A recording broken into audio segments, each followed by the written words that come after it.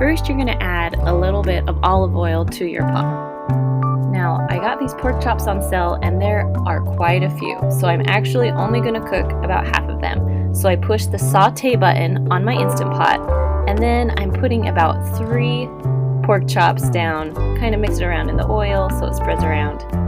Just putting 3 down so I can sear them. Once they've cooked for about a minute, then I'm gonna take some tongs and just flip them right over. So I'm actually using little tongs at first, and then you'll see on the third one, I switch over to some longer tongs so the oil doesn't pop up and touch me. Now, when you're done cooking them on each side, you're just going to pull them out and stick them right on a plate and cook some more. Now, just like the other ones, I'm gonna stick these on about 3 at a time and then flip them after about 30 seconds to a minute. Now the saute button is still on my Instant Pot. Now you just flip them over when you're done and you are good to go.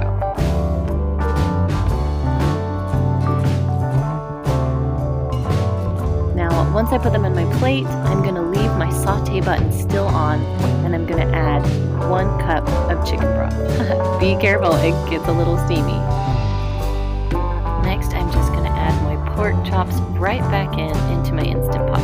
Now I'm going to cook a side dish along with it, so I have some thick carrots that I cut and peeled, and then also just some potatoes I'm just going to throw in there. You can add your favorite seasonings like salt and pepper, and then put the lid on. And don't forget to make your knob on sealing, not venting. I'm going to set it to on, and then I'm going to push manual, and then it's going to be cooking for 8 minutes. When it's done, you're going to do a quick release and open up the lid. Now this is a little bit different because you're actually just going to pull your pork chops out of your Instant Pot. I pulled a few potatoes out so I can pull the pork chops out. Now my carrots you could pull out right now, but I like them really, really soft for my little daughter. So I'm putting my potatoes back in and cooking my carrots for about 10 more minutes.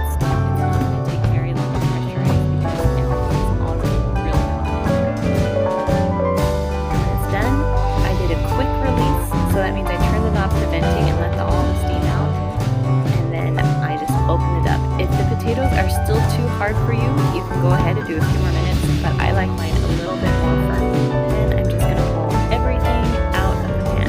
Now I like to cook my potatoes. I can mash them and make mashed potatoes with salt and pepper, and my carrots I just add a little bit of salt onto them. To make things really quick, I just grabbed some store-bought gravy and poured it on top of my pork chops and mashed potatoes.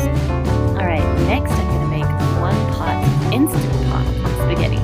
So I like to use ground turkey. You can use ground beef if you like. Now I'm just going to put a little bit of olive oil in the bottom of my Instant Pot. Turn your Instant Pot on and push the saute button. Next I'm just going to throw in 1 pound of my ground turkey. And I do a half of an onion. You can do a full onion if you want, but my family doesn't really like onions, so we do half an onion. Now this is called a chopster. If you've never heard of one, it's amazing when you're cooking ground beef or ground turkey. It just literally chops and stirs it up. I got mine on Amazon for like $6 or $7. I'll do a link in the description for those of you who are looking for one.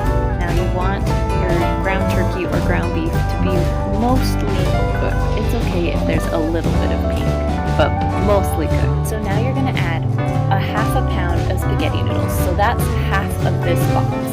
Now you're going to break the spaghetti noodles in half and spread them all around the meat. The more spread out they are, the better they will cook. And notice how I did some going one way and some going another way. That makes them cook a little bit better. Next I'm going to add 1 can of diced tomatoes. Now you don't have to add the tomatoes. I just like a few more chunks in my spaghetti. After the tomatoes, I'm going to add 1 jar of your favorite spaghetti sauce or marinara sauce or whatever you like to put on your spaghetti. Just 1 jar. Now the trick is to cover all of the noodles, so there should be no noodles showing at all. Put your lid on and make sure that it's on sealing, not venting. You're going to cook this, you're going to turn it on. It was on saute, then you turn it on. Then you're going to do manual and up to 8 minutes.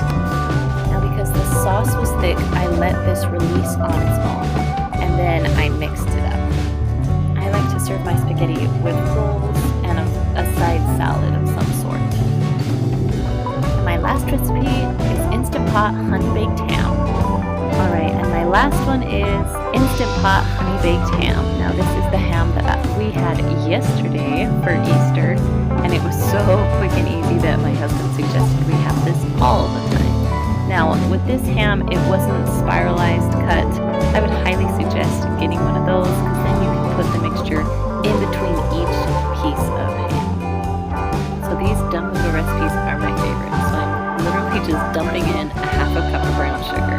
On top of that, I'm pouring on about a half a cup of honey.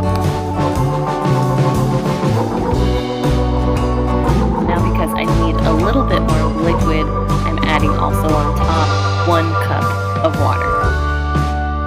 Now you're going to put the lid on, close it, and make sure it's on sealing, not venting. Now this is a pre-cooked ham, so I'm going to push manual and turn it on for 8 to 10 minutes. Now when it's done cooking, let the ham release on its own for about 20 minutes. Then open it up and it will smell so good. Then when it's all done cooking, I'm just going to put it right onto a plate and shred it. But my secret is if you push saute, that sauce will thicken up and you can pour it on your ham when you're done. I'll also put a link in the description to those cheesy potatoes. They are one of my favorites. Alright guys, those are my 3 Instant Pot recipes today. If you like these Instant Pot recipes, I would love if you could